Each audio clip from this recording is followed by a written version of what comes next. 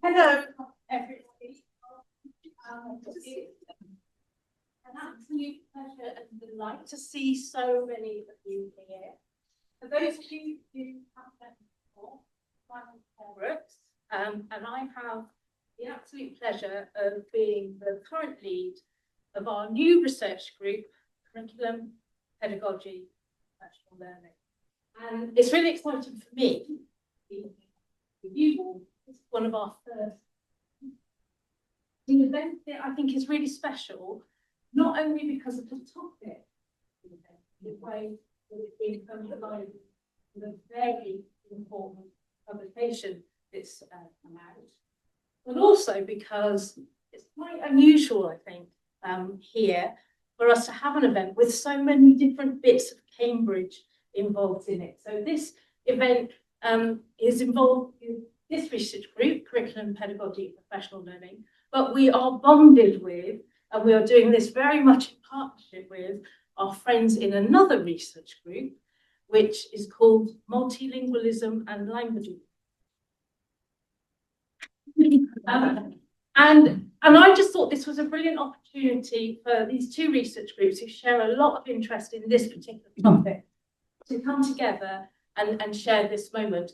But in addition to that, I'm also absolutely delighted that we also have representatives here from my college as well. We also have people here from Murray Edwards too. So it's like a three-way combination come together, which is an absolute delight.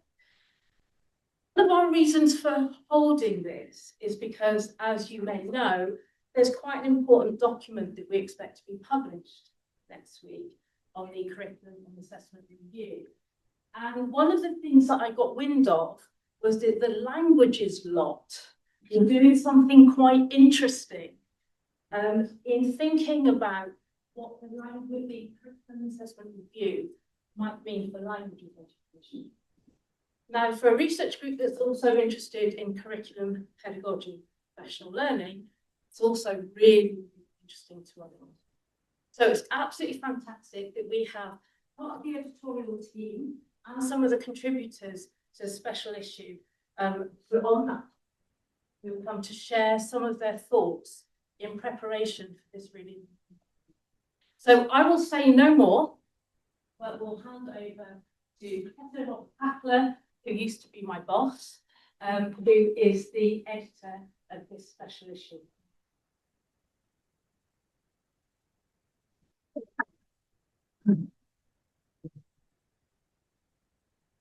Before, particular thank you to the many contributors who have given up part of their summer to put this together. You may recall it was not until March, I believe, that the report will start coming out. Around about that time, we had a meeting of the editorial board of the journal, and we thought, why don't we do something similar to what we did back in 2022, when the Ofsted research review came out, where Ofsted decided they would offer a particular reading of the research evidence, and I thought, well, back to some of the people who were being quoted, and whose work was being referred to, and invited them to contribute their respective perspectives. And that's documented in this particular issue, which is also available online. Particular thank you to my close colleagues now, Charles and Wendy, who very kindly joined me as part of the editorial team and put a lot of effort over the last few months to make this happen. We were particularly keen to publish this issue before the final CAR report comes out. My understanding is that it is in very early November. So given that it's now over the 30th, it won't be very long now. And we are hoping that through collecting what we consider to be important research evidence on topics related to languages education in the curriculum, we can support the DfE in the implementation of whatever recommendations the report will include. We have a number of exciting speakers lined up. They all come to the journal, and particularly thankful for them giving up their time coming here. And unfortunately, we can't really have all 18 contributors here today. It doesn't just take too long. So I want to apologize to those colleagues who I did not select to come and speak to us today for not doing so. I hope they will understand. But it has simply been impossible to fit everybody in. Just to say a little bit, the issue, the special collection first came out on October the 7th or 8th, so some 20 days or so ago. And I'm very pleased to be able to say that in those 20 days, we've already had some 8,000 downloads and reads of the various contributions. So it's great to see that this is being picked up. As I said, we want to make a constructive contribution to the CAR exercise and inform the dialogue that will hopefully follow. And obviously invite you all, insofar as you're interested in language education, to contribute thoughts. The journal is always in such contributions. One of the reasons for wanting to put special collection together is to question the prevailing crisis discourse that has emerged around language education. You may be aware that not too long ago, HEPI published a paper on language education with crisis in the title. I don't think that's going to get us anywhere. Yeah, let's try and sort of galvanize support to put forward some positive trajectories, and that is what we are hoping to achieve in this special issue.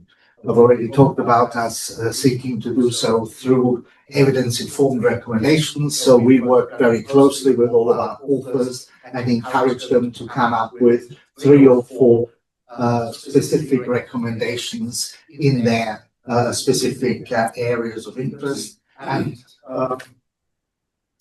we do think that there's a particular challenge at the moment in relation to the last 2 bullet points on this slide. One is that I think we have seen a trend in recent years towards and often decontextualized knowledge of vocabulary, grammar, and sound and spelling systems being foregrounded in the policy discourse, which is then sort of leading to a reinforcement through extensive practice. And what really I want to argue for is that languages should be seen back more as a social practice and as a socioculturally complex activity. That sort of approach of decontextualized knowledge, vocabulary, grammar, and sound doesn't really offer. And I think we should also do more to take the needs of our learners and their interests more seriously by trying to bridge their existing and developing cultural and linguistic knowledge and offer content and activities that are culturally and developmentally relevant and multilingual, intercultural and cross-curricular in orientation. That was the aim behind the issue. We asked ourselves in the editorial, if you haven't read it, the question of what sort of approach is appropriate. You may recall the interim CAR report asks itself the question, evolution or revolution, and very much comes down on the side of evolution. I just thought, okay, how appropriate is that if we think what has happened in the world around us since the curriculum was last reviewed 2014, I think it was. There's been a whole load of very significant changes. Most worryingly for me, in terms of the marked weakening of democracy. And I think there's a really big opportunity there to galvanize language education in support of what seems to me to be societally very, very important things and topics. And at the bottom of this slide, This is, I think, a reference to the interim report, or even the terms of reference of the curriculum review itself, focusing on the significant ramifications potential that schooling, in the eyes of the authors of the report, has, and we would say that is particularly pertinent to language education in terms of its ability to make a meaningful contribution to society. Given that, as Claire has mentioned, we're not only looking at the language dimension, but at the curriculum dimension more broadly. I thought it might be useful to reflect a little bit on the sorts of critiques that are available out there about the current school curriculum. I've picked one recent one by Jones, who argues, I think, very cogently that there's a number of challenges before us, and we can only hope, of course, that the final report of the power review engages further questions around curriculum having become too narrow and too overprescribed, which results in disengagement in learning, teachers being overworked, leading to high turnovers, prevailing curriculum policies being based in research that is at best contested and at worst decidedly weak, policy initiatives and criticisms that stem from the experience and indicators not really being taken on board. So I think it is Charles and Wendy that curriculum form initiatives elsewhere in the UK and diagnose one significant absence compared to approaches in Scotland, I think it was, if I remember correctly, is this sort of lack of engagement with the teacher community in the consultation process, and should more have been done there. And so on. You can look through that yourself. That particular report is freely available on the internet, and I think goes through a wide range of relevant evidence in support of these particular points. So we will focus today on aspects of education, and I think there's a number of transferable considerations that would apply equally to other subject areas. And one of them, just to go back to the previous point, the last bullet point here, digital innovations really changing the way what we consider to be literacy, language and communication, how knowledge is generated, how knowledge work takes place. And there's some very significant questions on what that might mean for schools and schooling. And that's something picked up in this report here around AI adoption in curriculum and lesson planning and the impact that may have on teachers and learners. There's also a very interesting recent paper, I think it was in Journal of Education Research, if I'm not mistaken, by Wood and Hughes, which does a little comparison of curriculum review exercises in 3 jurisdictions, and they come up with this particular taxonomy. And the question that we could ask ourselves is, okay, where does the current curriculum sit? Is it on the left-hand side or is it on the right-hand side? And do these sort of analytical features help us try and reconfigure and redesign new curriculum? In terms of the special issue, across the various different contributions, a number of recurring themes emerge. And although I've obviously read all the papers myself, I thought I'd give a little shout out here to Steve Smith, who is always engaging with our work very actively. And he's done a recent LinkedIn post yesterday or the day before, in which he identifies the following items as being particularly pertinent across the specialists. And again, you can look at that in your time later on. But interestingly, alternative assessment provision is something that a number of our contributors focus on.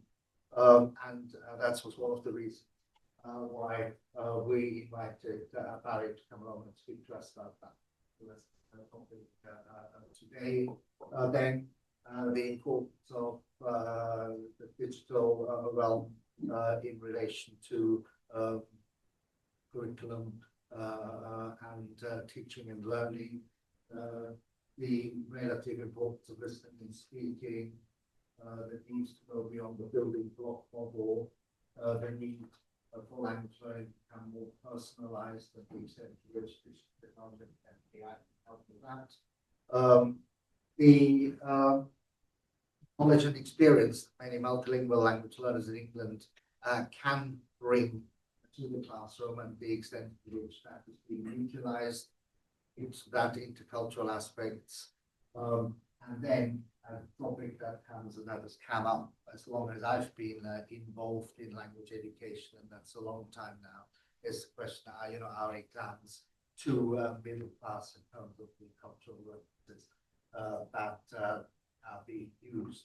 Questions about inclusivity, harsh grading of NFL having a negative impact, difficulties of being able to make topics that come up to students' real life, and then of course in relation to primary languages, a whole host of questions such as should there be less emphasis on progress in one language and more non-language awareness, and then related to that, the need to upskill teachers and the need to be sensitive to local context. So that just gives you hopefully a very, very brief flavor of the wide range of topics that are being covered in the special collection, and certainly look forward to hearing from colleagues on these various topics. We have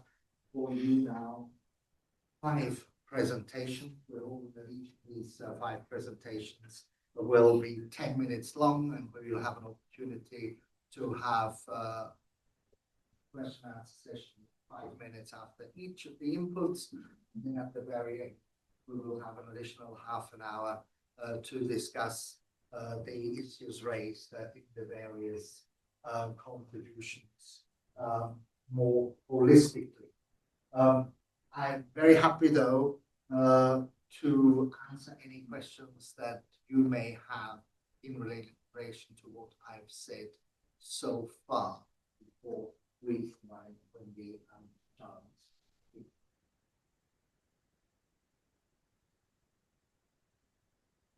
I'm trying to set the scene. I think can I? Yeah. Can I then please invite Wendy and Charles? The instructions are to try and stay as close to the monitor as possible so the camera can capture you. To speak into the microphone to ensure that you can be heard, and we have internet. Will you do that for us?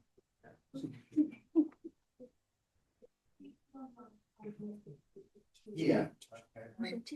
That's why we're using the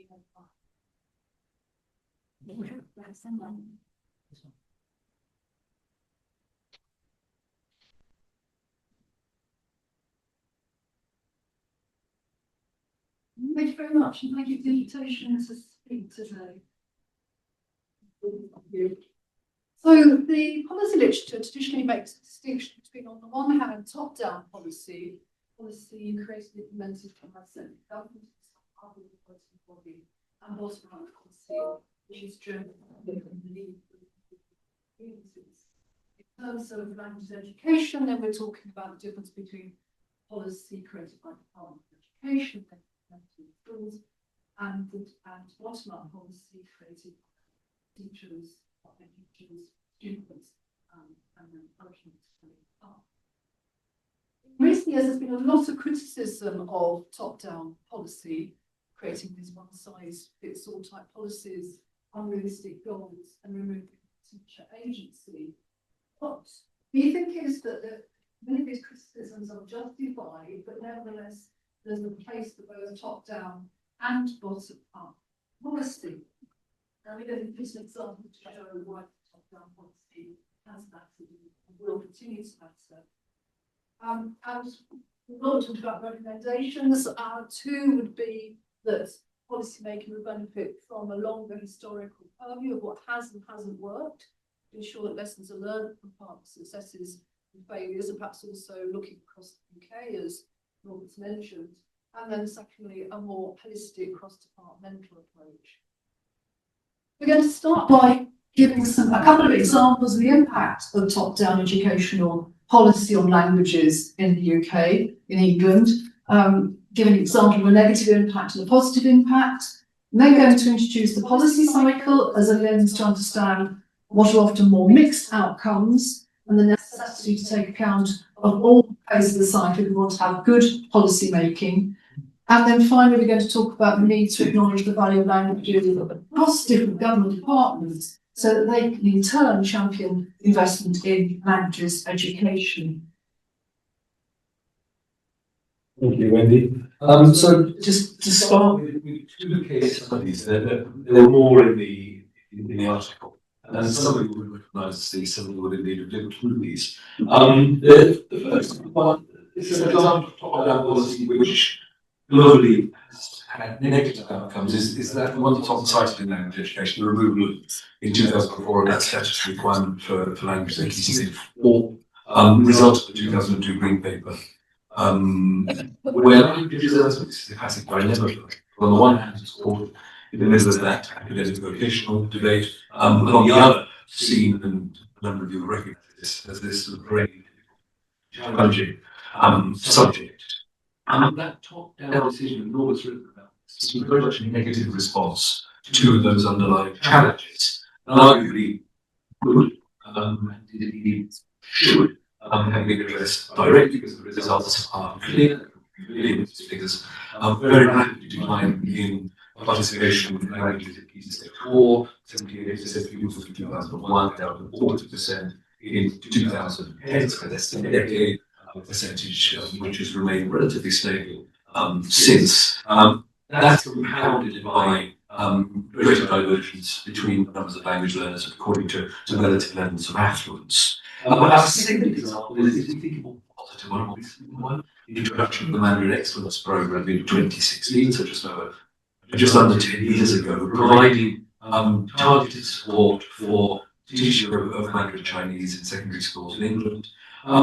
Within its parameters, significant success in terms of increasing numbers studying that language in state schools. Motivation impact as well around sense of achievement and fun experienced by the pupils. And when you look at the two evaluation reports, high retention rates, strong GCSE results, and other useful impacts around enhancing teacher supply, professional development, be important subject area. And I think again, contrary to my previous example, a good example of widening the participation in the subject area. Okay, now Charles has presented some fairly clear examples. Sorry.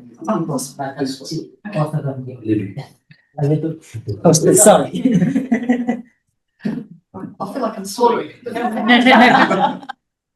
So Charles has so far presented a case of a negative and a positive impact, but often what actually happens is that the results is much more mixed. And we think that to understand the reasons for these successes and failures, it's quite useful to look at them through the lens of the policy cycle. So in the first phase, an issue emerges, a language issue emerges. For instance, parents and caregivers think that children should have more access to language learning in school. In the second phase, the gender setting phase, public authorities begin to consider how to address it. That is, how they recognise, frame, define, interpret and articulate it. Then we come to policy formulation and adoption, usually conducted by senior civil servants with input from advisors, we hope experts, but ultimately the decision of the minister. Stage 4 is implementation and monitoring the policy, and then we've got evaluation at the end. What is evident from our case studies is that you need to pay attention to all phases of the policy cycle if a policy is going to work. And Charles is going to present now a couple more examples, looking at why some of these weren't so successful as we might have wanted, because not all phases were paying attention. Thank you, Wendy. So two examples here. Again, in the article, we have a number of broad range of examples, some from the devolved administrations. But the first example we had was of mixed outcomes, was the introduction of that statutory requirement in 2014 for the teaching of moderation foreign language at Key Stage 2, with, as you will know, the emphasis on substantial progress in a single language. Now, that was in a policy context where schools were being given greater freedom over the curriculum, so there was actually brevity of guidance. In our analysis of this, we drew, it's good to see Suzanne Rueda in the room, we drew on the Ripple white paper. And in terms of the policy cycle, there were very much issues at the implementation phase. You can see a number of them here around variation in time allocation, disparity in expectations of pupil progress, and crucially, development of deficits in development of subject knowledge in initial teacher education. And that sense with this particular policy that without clear guidance around some of those issues, like benchmarks, the implementation has produced very mixed outcomes. The second example we got of mixed outcomes is quite a hot topic in some ways. That was the introduction of the EBAC in 2010 as a part of the school's performance measures.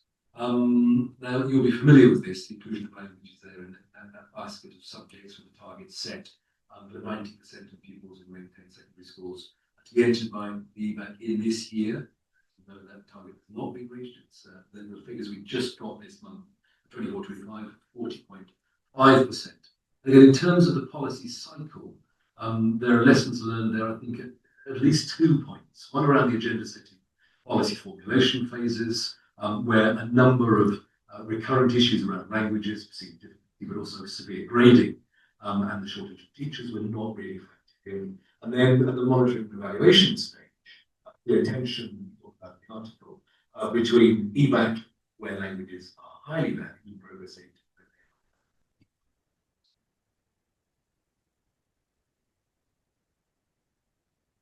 Thank you, Charles. So I want to turn now to the benefits of trying to situate education policy in a more holistic government approach. Why? Because government investment in languages always has to compete with other government priorities in periodic government spending reviews. Consequently, it's essential that the value of languages is championed across a range of government departments and key policy areas, some of which I've listed there on the screen, so that support for the DFE is reinforced. Now, we've been doing some recent work with the Cross-Government Languages Group, the academic engagement subgroup of that, to try and provide some models of what that engagement might look like. For instance, I've created a number of sessions with the Home Office, getting languages research into the Home Office, matching them against Home Office priorities of the government missions, policing, violence against women and girls, modern slavery, human trafficking, and so on. Similarly, in July 24, the DHSC's Languages Champion chaired a workshop on languages and national health priorities. In conclusion, we'd like to present a striking example of how making links between language education and broader government priorities can be beneficial. This is the case made by the FCDO that the UK needs more speakers of Mandarin, more British speakers of Mandarin. And this intervention occurred in the context of questions about continued funding for that Mandarin Excellence Programme, which Charles described. So in March this year, David Lammy pointed to the strategic need for Mandarin speaking and the capacity of the next generation of diplomats, noting that the subject was hugely important to invest in at this time. was reported subsequently that Lammy himself intervened to support the continuation of NP, which was subsequently renewed on a reduced basis for a number of years. So these interventions provide some promising examples of how cross-government support for languages education might work more effectively in the future. On the one hand, this might entail government departments identifying more systematically what requirements are for language skills and expertise in order to do government business. In other words, the education system needs to provide enough linguists of varying degrees of proficiency to meet the internal needs of the public sector. What do civil servants need in order to be able to deliver policy? And on the other hand, this might involve government departments acquiring an enhanced understanding of the opportunity cost in not valuing languages across a range of key government portfolios, and consequently making the case for investment in language education in order for the UK both to prosper domestically and to be able to meet global challenges. Thank you very much.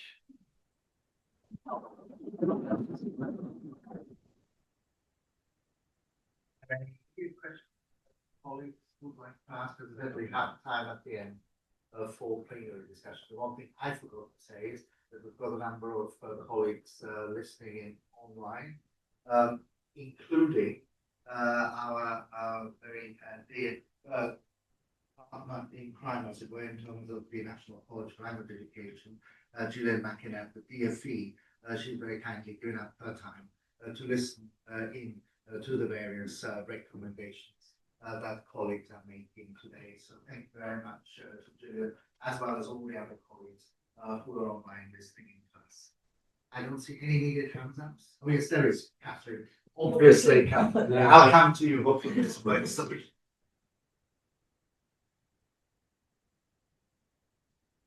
It's just a comment really, just to say it's interesting about the top down and bottom up. So it's very much a top down programme from the DFE for the Mandarin Excellence Programme, but I think it was successful because there was enough leeway to develop a bottom up approach and to really consult with head teachers and to some extent parents to bring everybody on board and not least the children themselves. It was done from the bottom up and there was enough leeway in the programme to do that, so it's combinations. That's why I think it was successful. That's precisely one of the things that we argue in the article, that it's not an either or thing, that you need to create an ecosystem where both are working in partnership and in dialogue and not kept separate. So I think that's really the heart of what we were trying to argue. I think that's really helpful to have that extra information. Yeah. Can I just just to make a comment, that I think we have to be careful about putting our trust and faith in the logic of a policy cycle. That, it's a very linear process that you've described, but what happens is it gets really, really messy because it doesn't follow that logic, because new policies come in, and particularly we should underestimate the role of policy entrepreneurs who have a particular agenda that, if the cycle is working nicely, they actually disrupt that cycle by being something new, and so you never get the opportunity to logic that cycle. And I think that's the way it's been the past 15 years or so, that it's much messier than the cycle was. Thank you very much. Thank you. Yes, absolutely agree. I mean, you may only get to the first stage or the second stage, issues raised, and nothing happens. Or people might start thinking about policy development, and then they start talking to experts, and they decide, well, perhaps I don't want to do it. After all, we're always going to be messy or too complicated. Or you might get to stage 4 and then go back to stage 2 again. Yes, it's a very simplified model, and it's a much more messy process. I think what the point we were trying to just emphasize is that very often top-down policy seems to focus very much on outlining policies and not think about the implementation crucially, or how it intersects with other policies. You know, the EVAC versus Progress 8 is a really good example of that. And so that if you at least have something like that in mind, that you've got to think about other stages, it focuses thinking.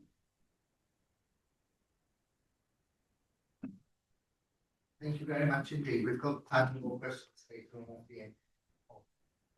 And we go to the next presentation. I need to. You're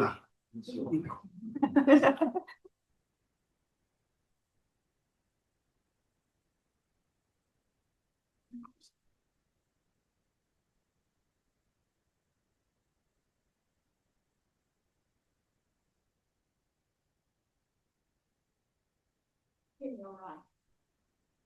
Practice 20 skills.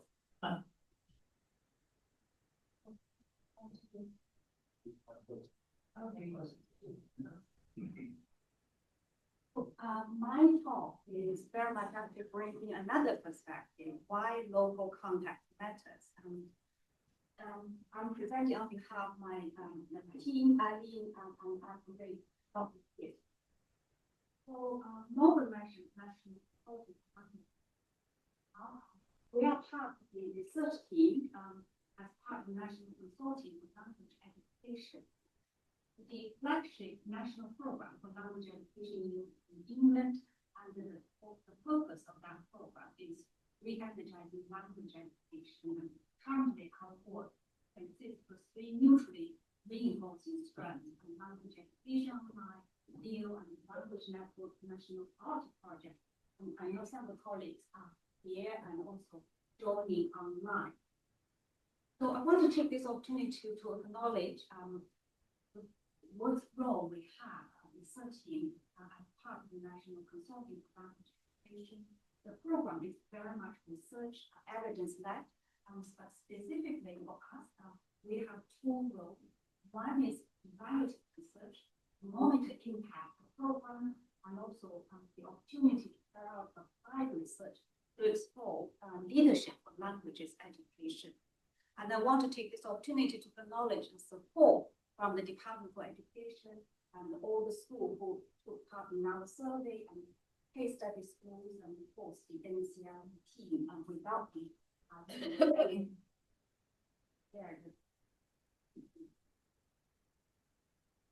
so what we got us interested in the topic of local context is this picture is really puzzle.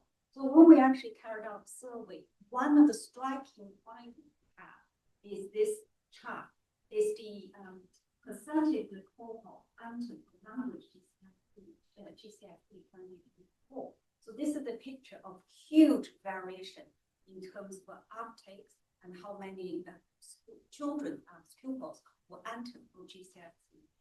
So what does this, where this variation come from? How can we understand variation? What factors behind these huge variation? And there's another picture that's also not just in the uptake, but there is also equally, similarly huge variation in the attainment.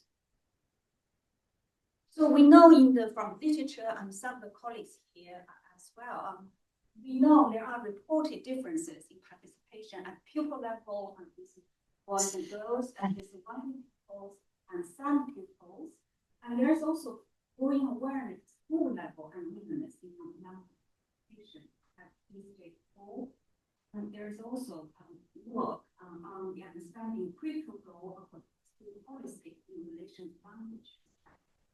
So I will go here from Karen to specifically talking about the role of language school policy. Oh, just a couple of words on the school policy. For key stage 4, I think many of us are very much familiar, just in case you are not familiar with the context. Languages is compulsory until you get to stage 4. When the languages become non-compulsory, but my entitlement subject area. So the school in England at that stage will have certain discretions and deciding whether it is free for all students to have choices or pathway as part of EVAC that includes compulsory for all, that's the other spectrum. Except pupils, that's really important. Some pupils are exempted, even schools are enacting compulsory for all language policy because there are some mitigating circumstances. Despite all the literature, what we found there is very understanding regarding the scope and the nature of variation in the time we have seen. And the factors we have identified tend to be research of their own isolated factors. So what we are coming is how these various factors interact and collectively shape language acquisition within different school contexts. So we have 3 research questions. I'm not going to go through all of them, but we'll touch a little bit on the second one in blue color, where we look at compulsory for all, where schools operate a compulsory for all policies. How does language division look like? And also, I'm going to go to the third one, a little bit, looking at 2 case studies where the school started at the same policy but ended up with very different student experience. So our analysis very much informed by complexity theory. Complexity theory is actually going out of biology, chemistry, and physics, and looking at system as complex adaptive system. It has been used in education context quite a bit, where complexity put to thinking and our understanding system change and interrelationship different type of system. And we're going to draw using these analytics to understand the case study schools experience. So in terms of method, very quickly, the data we're going to reuse today is from online survey, involving 108 schools and questions for uptake language over resources. And we're going to also present 4 case studies schools and actually not 10 million knowledge in digital tools, dependency, their historical trajectory, how to be policy, and feedback in terms of how it's working, adaptation, changes to the different parts of the overall system. Very quickly, what does the language provision, particularly in those schools that enacting compulsory for all language policy? So I'm going to show you a few images very quickly. This is the outcome variation in application outcome. These actually are coming from the schools that involves in compulsory for all. You see the blue column are the percentage pass. That shows how many percentage people have achieved grade 4 and above pass. And also the orange ones and percentage fail. And then surprisingly, or perhaps not surprisingly, for the school that endorsing, that enacting compulsory for all, there are also large percentage of pupils are not entered because there are mitigating circumstances or they are deemed not suitable for language studies, usually involving SEND children. So ideally, what you wanted is actually using the white column, and actually will have a high uptake and a high attainment. Other pictures you see, the under that you see are 2 images that shows huge variation in the number of language and contact time. Just to give you a specific example, in terms of contact time, one school, there's only 90 contact or 90 minutes each week of languages, and compared with another school week, which over 300 minutes from 5 hours, with huge variation. On the right side are 4 pictures that showing the school pupils profile very different. Low prior attainment is very different, and the preschool meal, which is in fact economic measurements, you can see the among all the schools that enacting compulsory for all, a huge variation in the pupil profile. So what does this variation mean? So with these questions, we look at particular schools who share the same language policies, but they have very different school experience. We look at what motivates, sustain, and challenges school decision to make language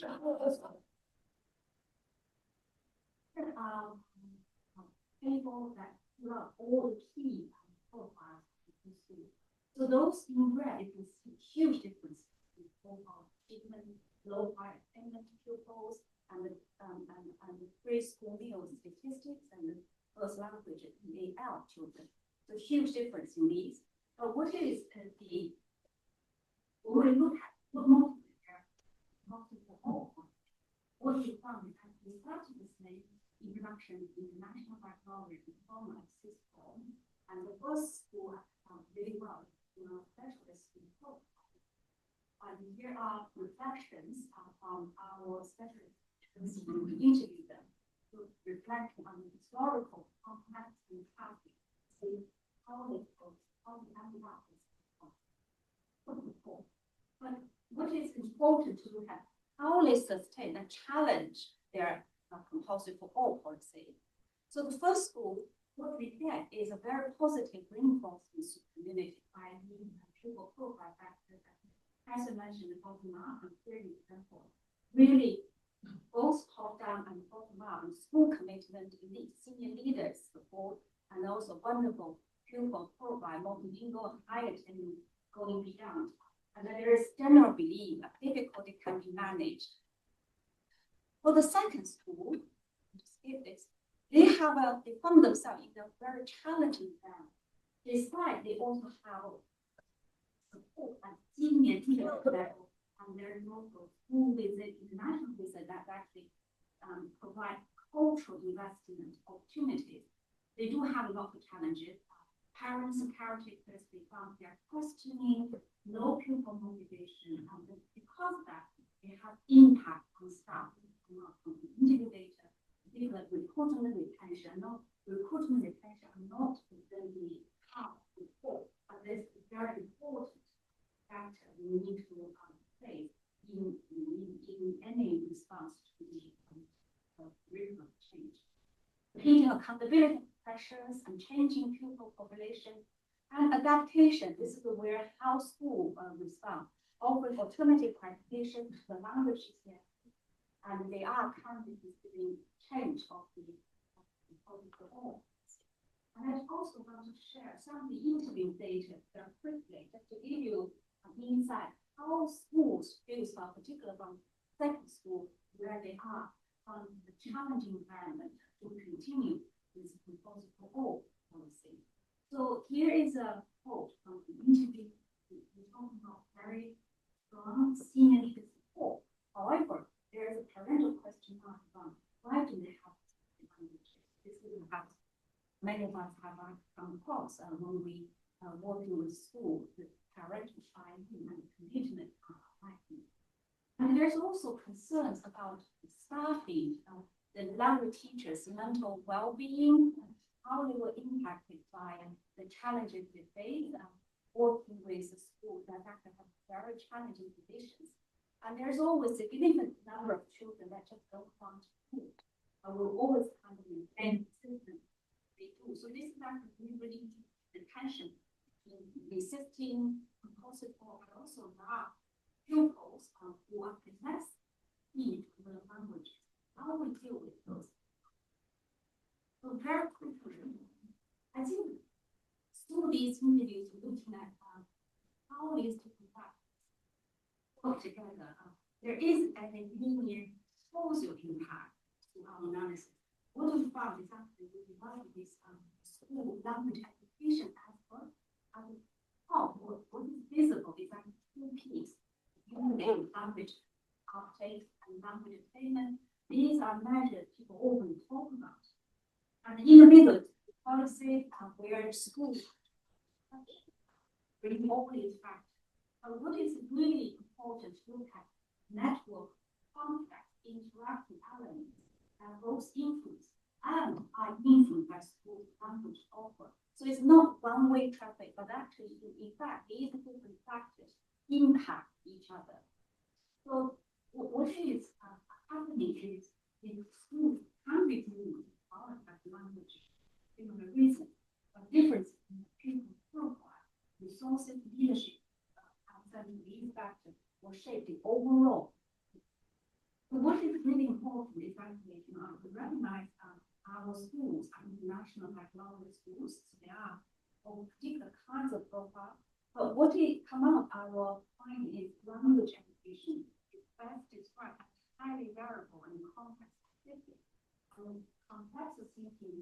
help schools develop a deep understanding of variation of school context, recognizing how interactive factors collect the shape and are shaped by language education provision in the school. So essentially, it's not linear such these factors interact with each other.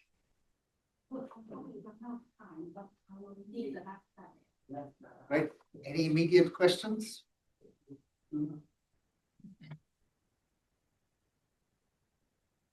Oh, thank you very much indeed for your, thank you.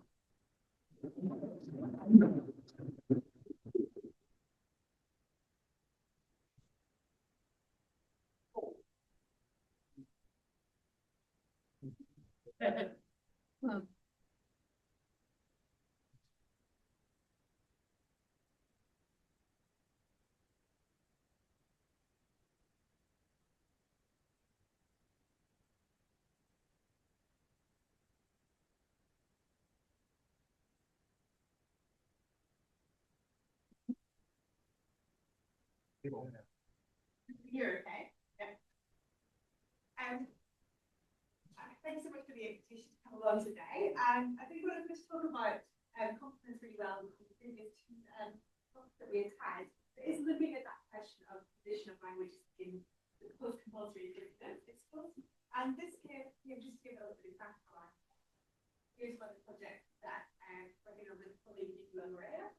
But we were looking at languages more broadly at school level and looking at some sort of broad future trends and then looking in depth some schools as well. So it's drawing on some of that data which seems quite pertinent to the question in response to the special issue. So a little bit of background, I'm not going into this too much because we've already heard already from Wendy and Charles about this, but just a little bit of context for those of you less familiar with this in England. Currently, languages are part of the curriculum at key stages, the later stage of primary school and the first stage of secondary school. And then beyond that, from the age of 14 to 16, when students are working towards GCSE examinations, which is stage 4, it ceased to be a part of the curriculum in 2004. And in the 2023-24 data, 45% of students entered GCSE. So what that meant was that individual schools then quite a lot of responsibility and agency in the sense of how they position languages in the curriculum and the extent what they do to encourage or not students to take languages during that phase where it's not compulsory for them to do so. And there are different approaches that schools will take to that, as we've heard a little bit from Julie's presentation as well. Some schools will still position it as a core part of the curriculum, and the expectation will be that students will take that subject. Some, for some, it will be optional, and there are different variations on that as well, which we'll do in a little bit. So in terms of the factors that influence the school's decision there about how to position languages in the curriculum, there are different things. Some of the macro factors that we've heard a bit about already from Charles and Wendy, in terms of top-down policy and accountability measures. So, for example, the introduction of the English baccalaureate. So, the GCSE languages is part of that and something that schools might choose to encourage students to take because that increases their metrics for that particular measure. But also, as we've heard about from Juha, local and contextual factors as well.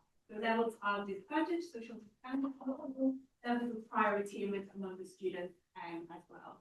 So this is really the focus of this study, and we'll have a look at how these interact with each other and what it shows us about some of the patterns. So some of the questions that drove this were, first of all, looking more broadly about the overall characteristics of schools with core versus optional GCSE language policies. So the difference between those which encourage all students to take it or expect that versus those which set an option. And then the extent to which these school level curriculum policy decisions have an effect on uptake of GCSE languages and also attainment in GCSE languages as well. So it's quite a broad look really. So the sample here was 615 state funded secondary schools in England, the representative sample from across different parts of England and different schools from different areas. And the data that I drew on here was the curriculum policies for schools themselves. So do they, when they're giving options information to students, say that languages are core or expected? Is it an option? And if it's an option, do they have a particular EVAC pathway? You might have mentioned as well. Some schools now have put subjects into groups, so it might be that there are 3 different pathways, usually given colours, and if they choose this pathway, they get a full EVAC, or they might do a version of that, which is quite often the core subjects of maths, English, science, 1 humanities subject, but not necessarily languages, or do they get free choice? So grouping them into those categories, looking at school level GCSE results for modern languages for 23-24, which was the most recent data doing this analysis, and demographic data for schools as well, for that key stage 4 cohort. So that group of students who were taking GCSE that year. So looking at English as an additional language, marker linguistic diversity in the school, disadvantage, priority, and the percentage entry in GCSE. And looking at ANOVA and multiple linear regression. So I've just picked up a couple of things from those questions on a couple of minutes, so I'm not going into too much depth. But just to give you a sense of some of the key trends that came up from that data. So for the first question, which was looking at the overall characteristics of schools with core and optional GCSE policies, you can see there at the top even the proportion of schools. So about 20% of schools in the sample had a core compulsory positioning of languages at key stage 4. Then for the middle one is optional with languages EVAC pathway. So there's a particular pathway which included languages that students might be directed towards. That was about 30% of schools. And then the third one, optional with no specific pathway that necessarily included languages, was just over half of schools. And then looking across that at the different characteristics of those schools, so even in terms of priority in this, that was their average key stage 2 score, so their average score at the end of primary school. And you can see that the schools that positioned languages as a core part of the curriculum at GCSE had higher, tended to have students with higher levels of prior attainment than the others. In terms of linguistic diversity, they tended to be more linguistically diverse, which is interesting in itself. In terms of disadvantage, they were less likely to have disadvantaged students. So the cohort of those schools where languages are positioned as core in the curriculum at GCSE were less socially disadvantaged than in other schools, so it's quite a big difference there. And you can see there the difference in terms of the percentages entered into a language at GCSE. And what I think is interesting to pick up on there is even in the first group, similar to what you have found as well, even when it was core compulsory GCSE, there were only just over 80% students being entered into that. So there were a lot of them being still disapplied for reasons of lack of special educational needs, or in some cases, speaking English as an additional language. And actually, those were the students who tended to perform more strongly, even if it was a language that was not necessarily one of their home language. And so there's a difference as well in terms of the average number of languages they offered.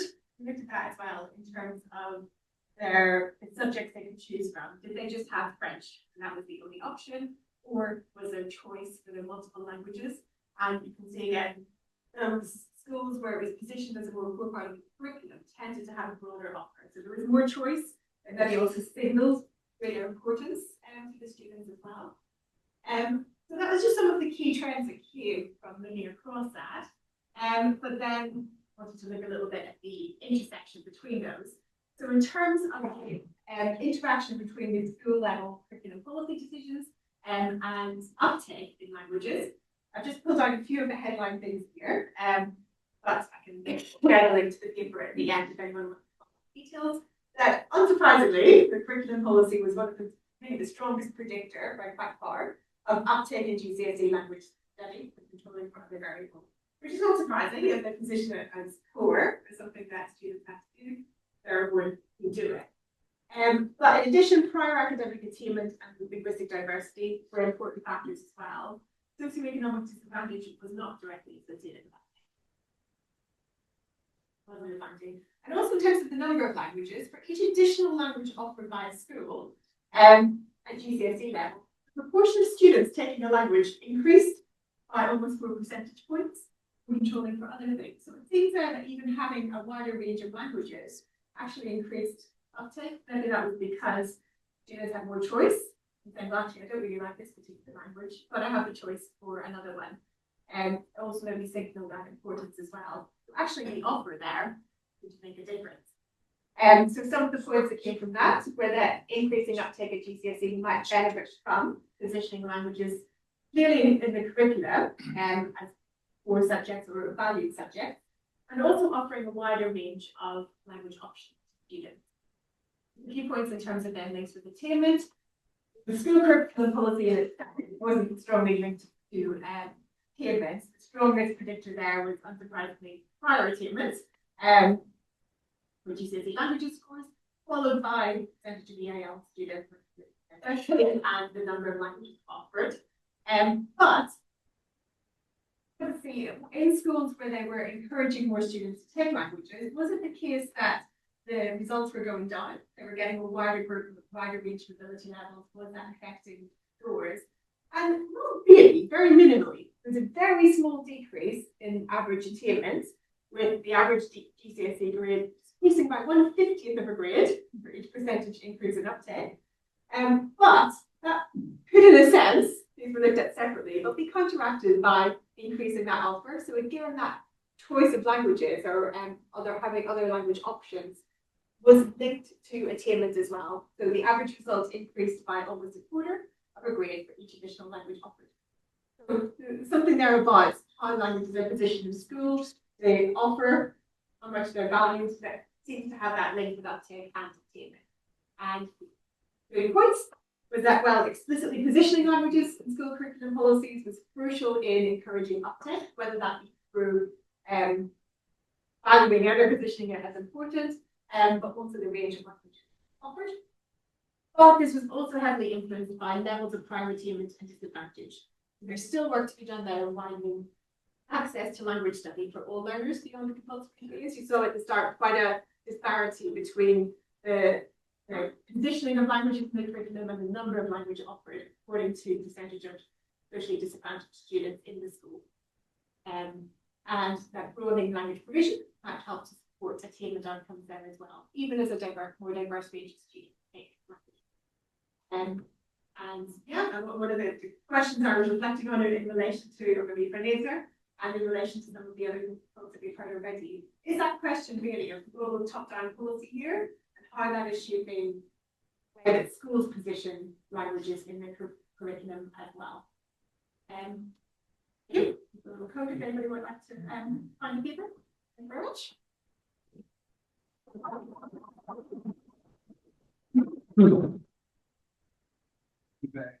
Any immediate questions? We've been joined now also by a member of the assessment review panel. Thank you very much for joining us, and I hope you'll be able to contribute later to our discussion. Following up Karen's point, if you're interested, all of the papers of the special collection, not just the ones that are being presented today, will be available through open access agreements. I managed to convince the publishers to make them available for half a year, freely to everybody, in order to support the aim that I set out at the very beginning, which is for them the recommendations that are being made to hopefully be of benefit to schools and policymakers in due course. So without further ado, may I invite Robert and Trevor from Oxford to present their findings.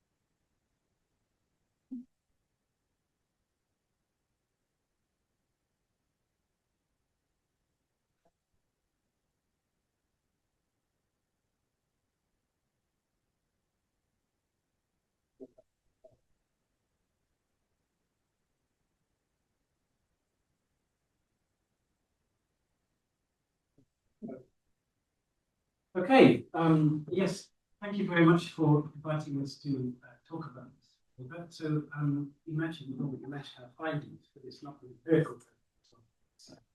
More reflective, and also with our colleague, Norway, who unfortunately couldn't be here, but we're speaking on behalf of all of us. And the background to this work is that we've been asked to write a chapter for a book on deep learning in different subject areas. And we initially thought, yes, we'll write that. That's a nice task to do, but then we quickly realized it's quite difficult to do what deep learning really is in languages. So we spent quite a long time down the deep rabbit hole trying to work out what it is. But then we found actually we were able to draw on some of that, this article.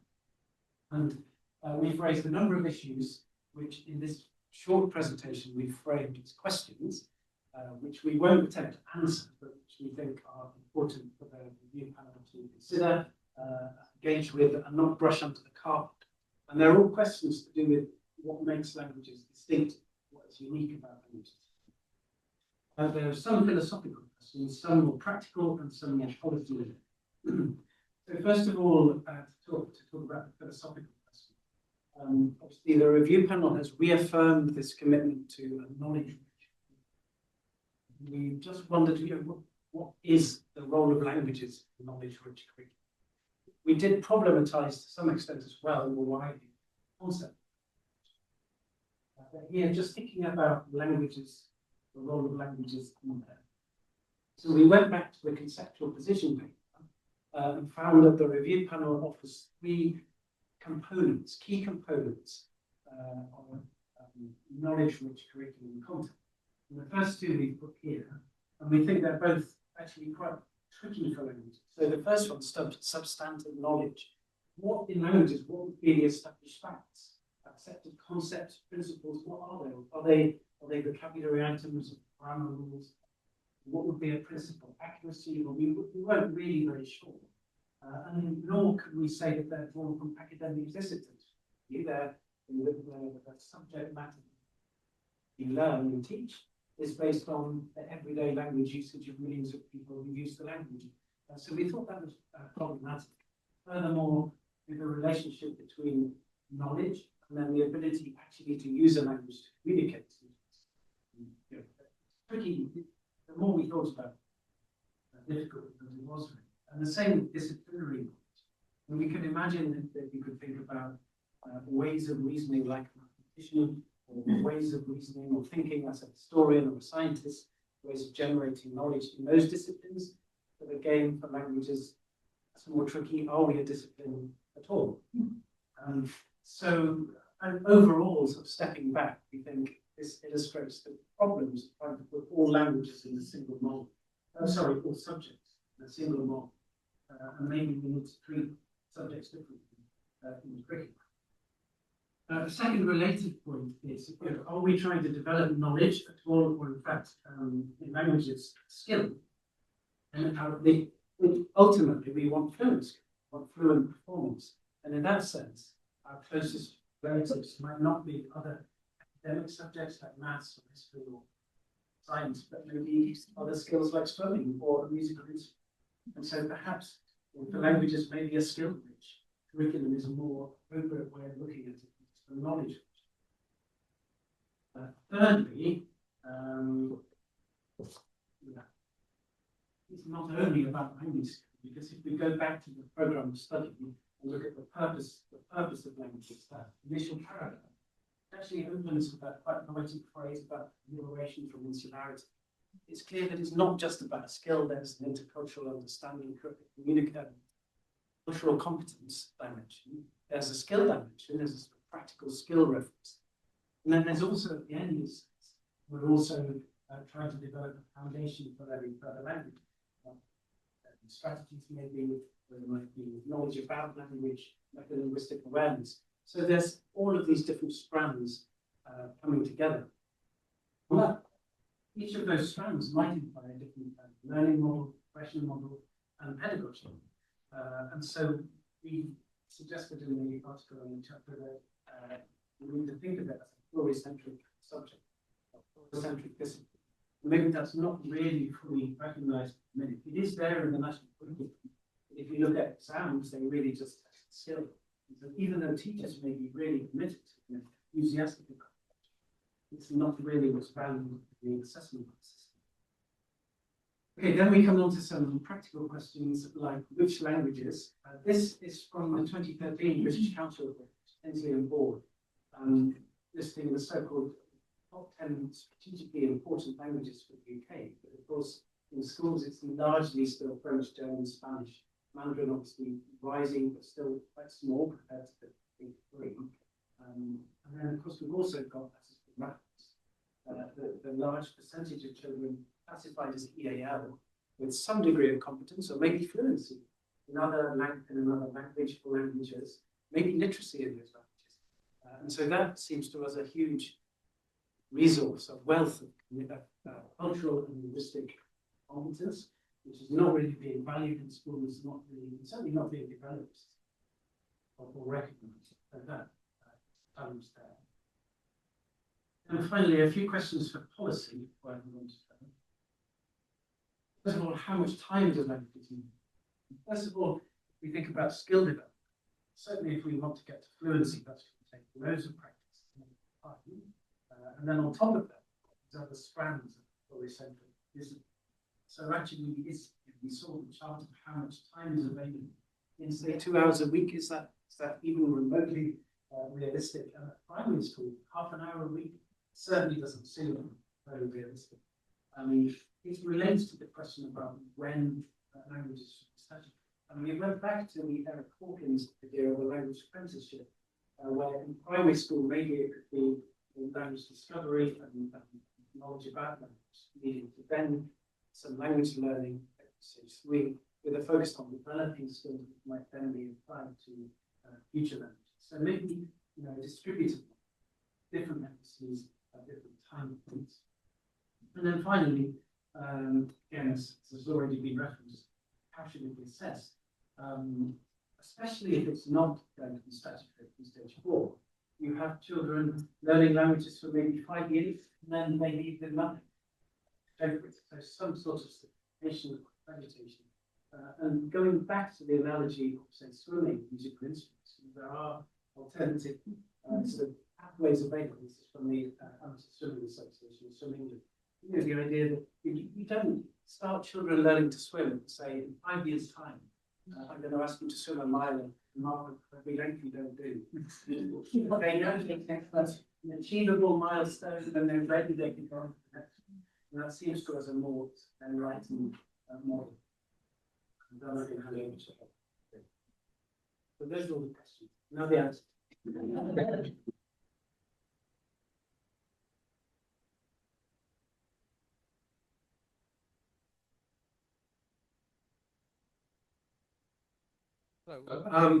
The curriculum and assessment review pledged to carry out a deeper analysis to diagnose specific issues affecting each subject. I hope they've done that, but just in case they haven't, we're going to suggest what they could have come up with and some ways forward. We were asked about 3 implications or 3 recommendations to double the money's worth because we've come up with 6. And 3 of these relate to evolution. Because the CAR said that it wanted evolution rather than revolution. We think, because of what we've said out, what we've heard earlier, that there needs to be some revolution as well. But in terms of evolution, Robert's just talked about, the national curriculum statement of purpose, and it's very, very ambitious. It has multiple aims. But there's only really one of these, language school development, that is actually systematically pursued and examined within the curriculum. We suggest we don't want to lose this ambition, but the curriculum aims could be reformulated in order to promote explicitly intercultural understanding, knowledge about language, and the development of communicative skills. These might even have different emphases, different stages of learning. They don't all have to be brought out simultaneous within the curriculum. We'd recommend that the official guidance, like Ofsted's 2021 research review, should be updated in order to include an expanded vision, the so-called pillars of language learning, which might instead adopt the metaphor of a woven rope that we've suggested here, including grammar, vocabulary, and phonics, certainly, but these are strands alongside intercultural understanding, metalinguistic awareness, communicative skills, etc., etc. Second, we would suggest there could be a more serious consideration of the ways in which the various aims of the curriculum are assessed. So, for example, at Key Stage 3, perhaps more of a portfolio approach to track learners' cultural learning. I've heard it said that you can't assess intercultural understanding, so that's why it's not assessed, because it's too difficult to do. I think we need to think creatively about that. We could track and accredit in other ways the learners completing assessments on a rolling basis, and their teachers feel they're ready for the next step. Does this all sound familiar? Yes. Linda's nodding. We think that things like the languages ladder, should be revisited. It offers a practical existing framework that could be drawn on here, and also offer up the possibility of accreditation of language learning in a wider range of languages and as alternatives to the GCSE and A levels. Thirdly, in terms of evolution, we're suggesting that we place value on the learning of all language, including those spoken in the learners' local communities as part. Schools could be expected to offer pupils, as a matter of course, the opportunity to sit at GCSE in their home or heritage language. In terms of revolution, a lot of mention has been talked about this substantial progress in one language at primary school. We're going to suggest that this is abandoned. It's a restrictive demand. It forces schools to privilege whichever language happens to fit the staffing availability in the school, and creates an impossible situation around transition to secondary school, which is acknowledged in the CLAR interim report. Instead, we would recommend that the time of primary school is used for the development of genuine language awareness, involving comparing, contrasting, celebrating the languages of the children's home, the language playground, community, and the wider world. And this would move minoritized languages from the margins to the center of school life. We're encouraged that there are initiatives such as World of Languages, World, that are beginning to gain some traction, but perhaps these need to be at the center of policy, not just peripheral. It would address the persistent issues of shortages of time in primary language provision. It might solve some of the problems of transition. We're suggesting in terms of assessment that it's on building knowledge about language that's assessed, not language itself, the use of a specific language. And finally, if we're going to make significant progress in language at stage 3, we need to recognize it's a skill-rich rather than simply a knowledge-rich subject in which the model of pupil progression areas, that's what it's indicating. This sounds,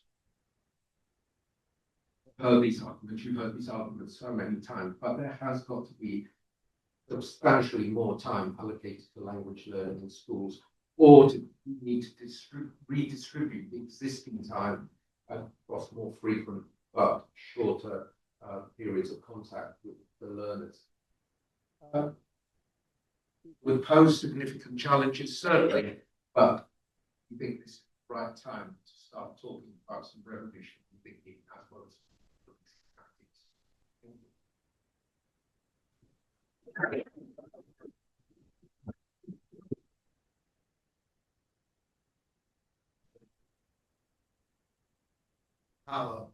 Yeah, that's common.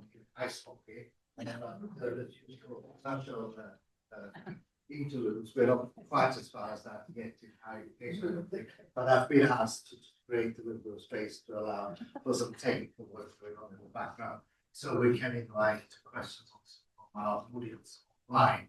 And if the audience can hear me online, I very much encourage you to please write in with questions. Once this is going on, may I invite you, please, to ask questions. You had a question earlier on at the very beginning, and I didn't take it. Let's take it now. Oh, it's fine. Can I say that for the end? I now have one for Yeah. Thank you so much.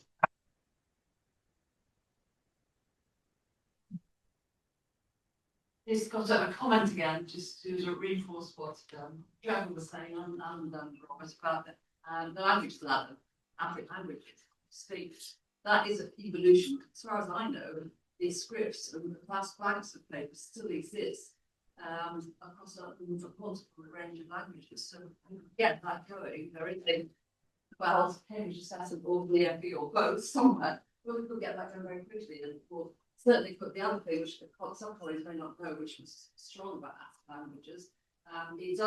It is very skills based, admittedly, but it does allow learners to take different skills at different times. So certainly for something like Mandarin Chinese, which is my area, it enables some children just to do speaking, listening, and reading, and not do the writing because they find the characters very challenging. So it gives you an ability to take them when you're ready, like swimming, as opposed to when you're supposed to at the end of June. So that's just a comment to add to the momentum around the languages ladder. Thank you very much. Michael, you've got a question. No, it's just slight. I wonder whether there is a risk in switching away from learning a particular language at primary school to language awareness delivery. A risk of losing the phonological gains that children of primary school age make in learning a foreign language rather than starting later on. Plus also, there is a degree of motivation and excitement amongst primary school children. I know I've got a granddaughter who's just beginning to learn French at school. She's very excited to produce the language, to speak it. And I'm just worried that if we switch away from that to talking about language awareness in English in classes, which is a danger that might happen, that would be a negative result. Thank you very much. Robert and or Trevor, would you like?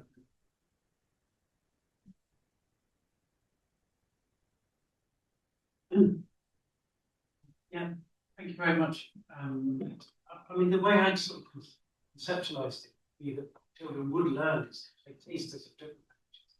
Actually, would have that experience of imitating, hearing and trying to produce different sounds, maybe even perhaps across a wider range of languages.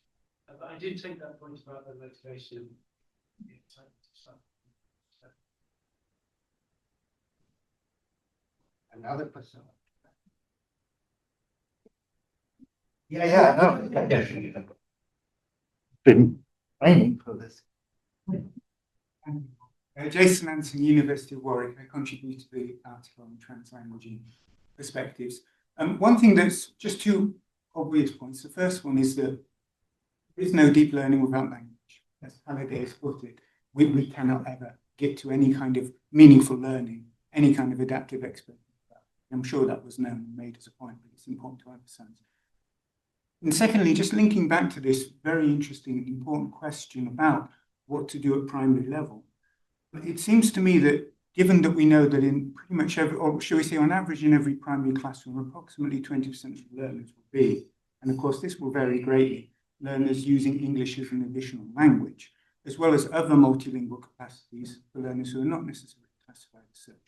And to build on the proposal that the two of you mentioned, it might be that that language awareness could draw upon and explore, as you yourselves were on the point of suggesting, I think, could explore that multilingual ability already within the classroom to ensure that those students do not, first of all, hide their multilingual features, which we see happening so often in the UK, through a sense of being different or strange or unusual by being multilingual, but also that these are celebrated, recognized, and seen at an early age in the education as an asset that will then be with something that can be built on secondary levels to enable them to build on that.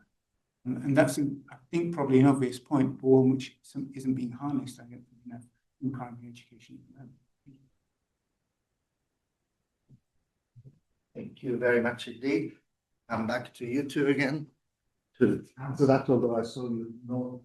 I think we would agree absolutely with that, and that is what we were, I can say, it is taking account of the fact that that proportion of learners are going to have languages other than English, and that to be celebrated and valued and to be incorporated into language learning, not seen as something peripheral or after. Thank you very much for your input. Thank you. You always helping me bridge the gap that I was great. By no means, please. We now have a presentation by who is looking at some of the integration-related challenges. May I pass this into?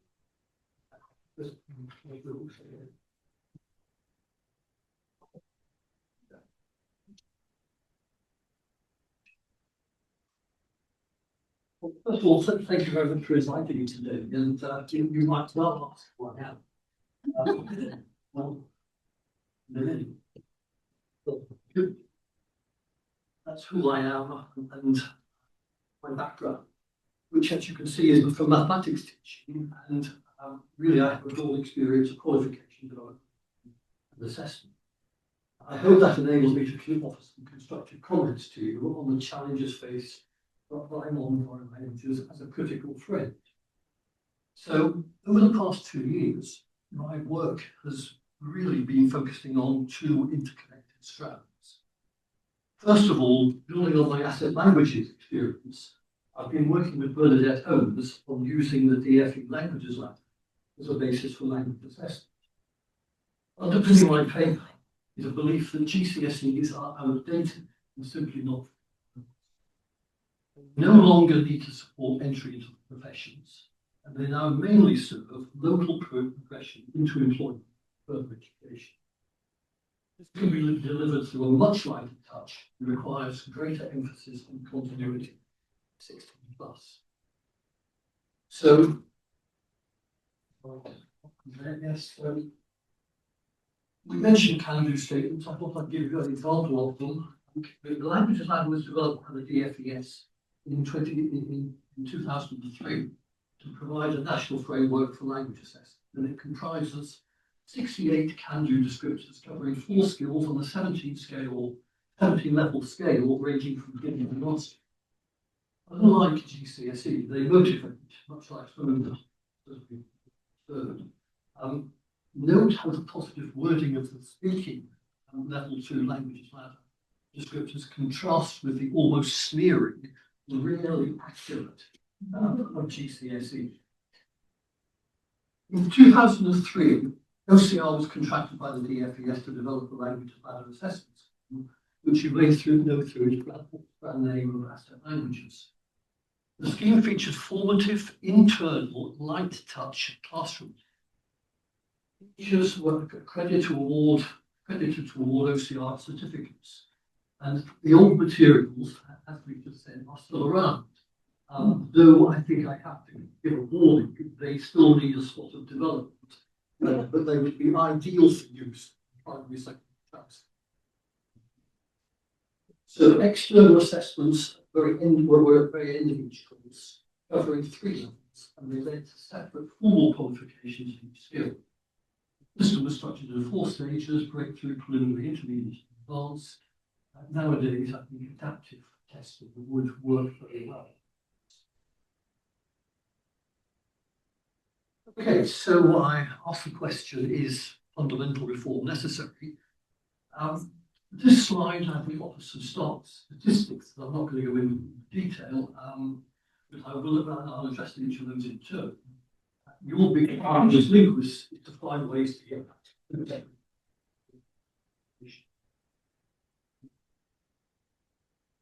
I've already touched on the use of internal language ladder tests as a national framework.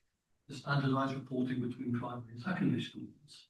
And I may well differ from previous colleagues, but I had this one as an alternative. But there doesn't seem to need to be a national structure. And I'm suggesting that primary schools should be required to focus simply on French and Spanish. And secondary schools must then offer both languages in year 7, enabling students to choose which to continue. Start again from a different order. Technology has already transformed language learning, and in maths, we saw calculators revolutionise teaching in the 1970s. Yes, I was there. Whilst we were initially met with resistance, these tools became fully absorbed into the curriculum. Less more multiplication, but more estimation. You've got to think and make changes. The same is happening in languages. Platforms like Duolingo empower students to learn at their own pace, with built-in formative assessment and the natural integration of grammar and vocabulary. The parallel with calculators is strong. Translation software also should reduce the emphasis on writing, delivering improved accuracy and fluency in short time. So how will the role of language teachers change? That's up to you, but in the 1980s, I developed a mathematics GCSE research course at the local sixth form college that required traditional didactic teachers to work on a one-to-one basis with students who typically arrived with grades D to F and were encouraged to work from materials that we devised at their own pace. We had support from 2 teachers. One was dealing with quick fixes, the other was providing in-depth teaching at the top. Progress was tracked with recording sheets and short tests at pass rates almost tracked. Why not a similar student-centred model for languages based on technology?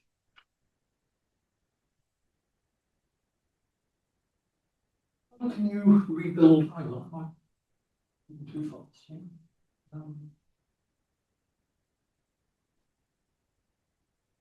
Good.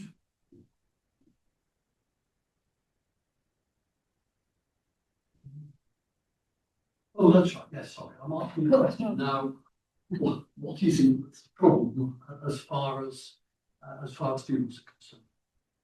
Well, firstly, these are the issues of the obstacles that the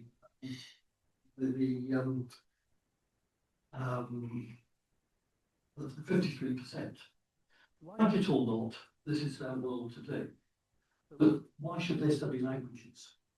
Well, first of all, I went to Google and you'll see what they did. But as teachers and academics, you'll no doubt have many valid esoteric reasons which align with those that I already opt in. Well, I'm not going to cover all that today. I get that. I do read Fred Vargas. However, my focus is on the 53% who have opted out. These students may relate better to arguments such as speaking a language, enriches travel experience or opens up international employment opportunities. Level 4 on the languages ladder would enable someone to visit the country confidently, booking trains, shopping, visiting museums and dining in local restaurants. This level should be attainable in about 100 guiding learning hours, which is probably the optimistic end of a single academic year. What do employers need? Well, they employ professional linguists to handle formal translation material. That's the year-end scale. But many companies rely on staff for occasional communication with foreign partners or resolving local language issues. They'll simply pick whatever they're around. But language skills are often listed as desirable for professionals working abroad. They're predominantly interpersonal. GCSE grades don't distinguish between strengths in translation and those in communication. Employers simply can't tell what they've got. How should the curriculum evolve for this 53%? My earlier argument suggests strongly that those not pursuing advanced qualifications, speaking and listening should be a priority, which I think you've already suggested. This will require substantial interaction with native speakers through teachers, overseas visits, online exchanges, or local volunteers. And similarly, you can explore culture through authentic media like books, films, TV, and newspapers. And in line with Nuffield's original recommendations 20 years ago, schools should offer both short and extended courses from year 8, with the option of students taking foundation tests in year 14. You could then either continue the language, that particular language, or switch, accumulating foundation modules for certification under the same umbrella. Similarly, I believe Neil Kenny is proposing the introduction of new courses in the sixth form, focused on communication skills supported by online learning platforms. And then finally, irrespective of whether or not they study languages, however things end up, every student should be introduced to technologies like Duolingo, which support independent learning for the future. And so to GCSEs. How does GCSE grade 9 relate to a GCSE? Why are GCSE and GCE not integrated into a single system? Why can a student entering an A-level mathematics course have their weakness in algebra hidden by a strength in statistics? Or in languages, why can an ability to write a competent essay compensate for poor oral skills? Why should every subject be constrained by very restricted general criteria? Carl was asked to report on evidence by a Secretary of State who herself had an appetite for essential reform of GCSE. I have that from not quite the horse's mouth, the horse's stablemate. Ofqual requires awarding bodies to ensure that their qualifications are fit for purpose.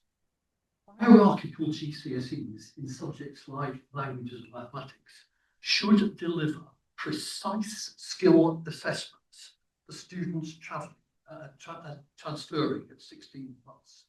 They do not. Norbert has asked what has changed since 2024.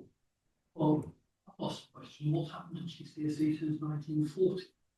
GCSE now comprises 6 parts and 3 fail grades. We don't call them what we used to. Just like the overlap that I took in 1960 before CSE. That was designed for grammar students. We have an identical system now. How much more evidence do Carl need? Internationally, we measure by quality control, we measure quality control by validity, reliability, impact, and validity. So I put something into my co-pilot and just asked them to write a newspaper article on it. And that was the headline: GCSE and drip principles, a system that failed its own attempt. But I should say, Ofqual also uses similar measures for this. And for a local exam that's no longer 5-6, we go far away. So let's just take the drip principles. Any compensatory assessment is, by its sense, invalid to measure it. And the tiered exams don't even test the same content. It's unreliable. In 2018, Ofsted reported that GCSE English has a reliability of 61%. Its negative impact on students and curriculum is well documented. Discursive questions have been lost to multiple short answer ones to improve reliability. Norbert talked about decontextualized knowledge. I happened to talk to a sixth former recently about his French lessons, and I asked him how they could have been better. He said, they should have taught us to turn vocabulary lists into sentences. Students are overloaded with assessments, leading to a loss of motivation, causing stress. It discriminates against those who have summer birthdays. there's evidence on that, there's about 6% difference between five GCSEs, if you're born in September, born in August, happen to be August. It's impractical with extensive revision periods, wasting months of teaching time, and school halls and gymnasia are out of action during long.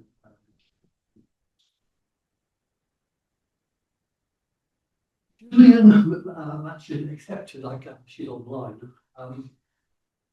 CAR, alongside the DFE and Ofcol, appear to be delivering a rather complacent top-down approach to GCSE. He invited me to submit my paper, which was endorsed by a former president of a major union, a former education minister, and a former pro-vice chancellor of this university.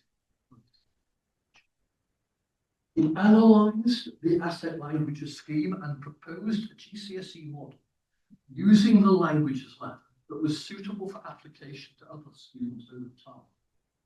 I even included a project finding it over a significant time. Evolution, not revolution. No one from CAR spoke to me while I was involved when talking about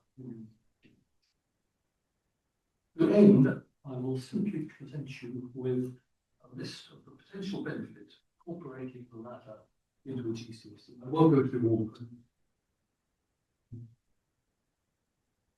Thank you so much.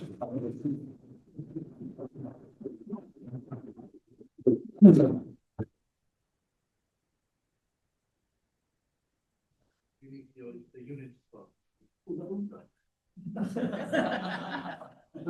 Yeah, thank you.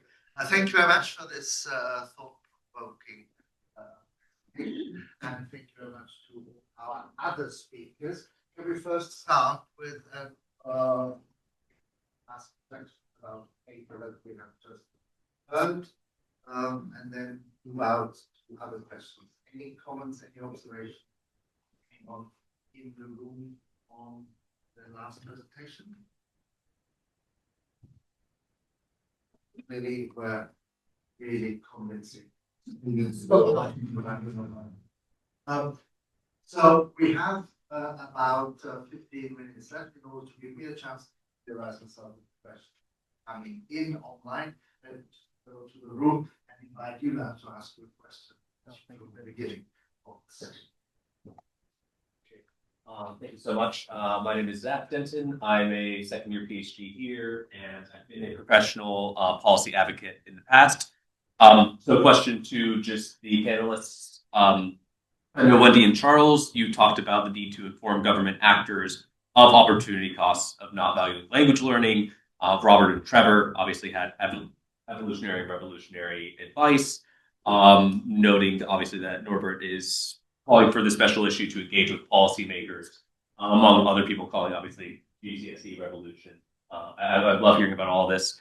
My question is, what are successful strategies to activate political will and foster engagement with government actors as academics? How do we take these amazing recommendations into actual enacted and continued policy? Thank you very much.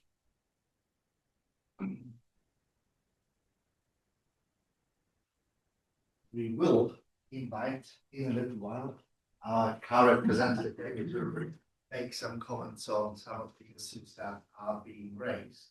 Well, as I said at the very beginning, what we are trying to do through this process is bring the language education community together, try and present as cogently as possible the evidence that is available to various different questions that the CAR interim report has raised, and or topics and issues that have come through the consultation that's been carried out within the community, and the data and information that was submitted in response to that consultation. And on that note, Charles, would you be able to say a little bit about that whole process and the sorts of groups that came together and reported, because we have two papers in the special issues that document that process. I think you're closest. Thank you, and I think this is in part of your question. So one of the things that was very striking in response to the curriculum assessment review with the broad range of responses from across the languages community, both one language and one foreign languages and EAL. And I think one of the first things we did was to bring together, this was through the Committee for Languages and Linguistics and Education, was to bring together all of those 19 on a single resource on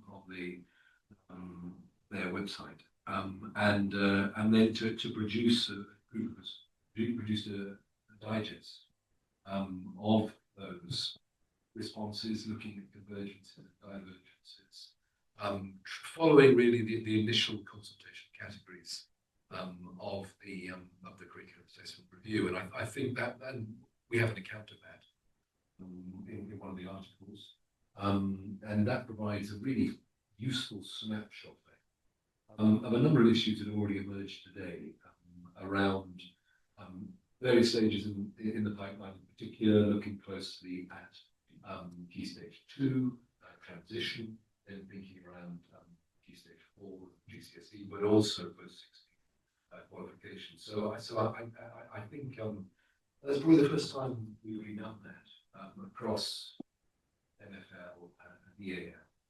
And what was quite powerful about that is that the convergence of those two communities who do not speak together, historically probably not spoken to each other as much as they ought to, despite it's allowed us to emphasize what emerged in a number, explicitly in a number of presentations, there across a range of articles, and that's about linguistic repertoires and meeting learners where they are. And I think, just from my perspective, as somebody who just looked at the Towards National Languages Strategy document, when that was published, the multilingual awareness around learner experience and was not on. So I think in a brief period, we used to be brought into the aspect that was there. Norman, does that? That's great. Give a sense of what we did there. But it's a really very useful digest. And you have an involved Sure. in the process as well. You may want to add. One of the courses who published on the process, Victoria is here representing CLE. Yeah, so do you want to say anything about your perspective? Just actually outlined very well what we did. So yes, we had it's a joint venture between Foundation for Education and CLI, and 19 organizations responded, and we summarized it as a working group, and we worked. It was a lot of work, and we shared the volume of work that we had to do, and so it's what was unexpected is that the agreement across different submissions, there was so much that wasn't working, and there were some things that were working, so we tried our best to summarize it and published it in a second paper issue. And so yeah, we're waiting what's going to be in the next day, and emergency response. Thank you very much. Whilst you all think about further questions, we've heard from Jason very briefly, but I think you're the only one who really looks at pedagogical considerations in the special collection. Do you want to say a few more words about what you think particularly important?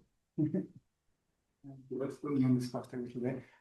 Yes, well, I think one of the listening to the presentations here, I wasn't sure about whether what were in my piece always have to be tentative suggestions and recommendations when trying to deconstruct the so-called syllabization of language and repertoire into specific named languages, rather than recognizing building on our repertoires more fluently.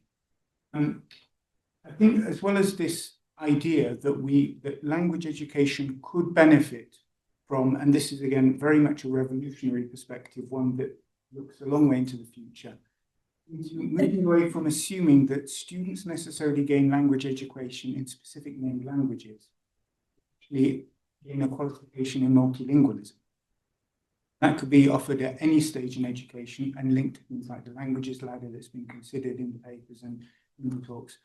But in one way that would enable those who have heritage language status and ability in some way could then use that and draw upon that as part of their multilingualism. And those for whom classed as so-called monolingual students will be able also to learn not just the languages of their classroom, as in the suggestion that our colleagues from Oxford were making, and I also kind of complemented, that we can actually build upon the multiple language repertoires that we've already got in order to do that. But one other thought which was interesting, also mentioned in one of the last papers and in Karen's presentation, where there was a very slight correlation, but statistically significant, between the number of languages offered and the uptake. When we think about online affordances, there is the opportunity for every child in England to study probably over 1,000 languages. If we imagine that we use online pedagogies as part of a multilingual languages offering, we can create a situation where students don't just get together to talk about competence, talk about what they are learning, about metalinguistic, about metacognitive faculties, about themselves as learners, about what Claire Cranch would call symbolic competence, but they're also able to actually spend part of that time learning whichever languages they want to learn as named languages as part of that multilingual offering. It seems to me that that is going to be an inevitable future as we look at the way that things like Duolingo are impacting on language learning, and something that we need to grasp the nettle of sooner rather than later within curriculum policy, to recognise that that online opportunity is only going to increase, become easier, and inevitably become part of languages education. Thank you very much indeed. We have one other author of a paper here, Rowena from Reading, who's written a very, very interesting piece on progression in primary. Very strongly recommend that to you. I was just wondering whether you want to say a sentence or two about this idea. Thank you so much. Yeah, really fascinating talk and reflections. I think just to sort of say a word in terms of primary languages and the work we've been doing at Reading, I think that I would be cautious in suggesting a complete overhaul of primary, because I think there is, although there are huge challenges, there is also a lot of really fantastic work happening at primary. And certainly what we're seeing through the Progression in Primary Languages project, and we're working with 17 schools and kind of more than 2,000 children, is that there is learning happening, there is progression. Children are developing knowledge of whichever, French, German, Spanish, whichever language it is that they're learning, and that there is the opportunity there to provide a really strong foundation for language teaching. But there does need to be that joined up thinking, and the whole question around transition needs to be addressed, and there needs to be much more alignment between what is happening at primary. Of course, there's huge variation and there is a lot of challenges, but there is also a lot of fantastic things happening in primary languages as well. And so it would be such a shame to lose all of that work that's being done there, and all of the fantastic expertise and the knowledge and the pedagogy that is already happening, if we completely kind of turned away from that focus. So that kind of, I guess, just offering a slightly different perspective. But certainly there are challenges that need to be addressed, and transition is a huge one. Thank you very much indeed. I think before we come to our representative, my name is Linda Taylor, and I'm currently president of the UK Association of Language Testing and Assessment. My background is as an original language learner at school in the traditional way, but then went into English as a foreign language. So much of my work was done with Cambridge assessment, and not with school exams, it was with the international English examinations taken around the world, which had adopted a very strongly communicative paradigm from very early days. The other thing I'm closely involved with is the whole European Programme of Reference, and I was fascinated to see that the only mention of it today was in Barry's presentation in the last line. What strikes me is that the Common European Framework of Reference, which some of you may be familiar with, others perhaps are not so familiar with, does provide a framework for looking at language across levels, treating it particularly in relation to things such as plurilingual competence. So that it's very clear that you're not always looking for achievement at the top level. I heard the term fluency mentioned. In fact, most of us operate very successfully with varying levels of competence across different skills, supplemented with intercultural competence, with the ability to translanguage, and a whole range of other skills such as mediation. And some of us also use sign language, which is another dimension. So we are hugely plurilingual in a highly multilingual society.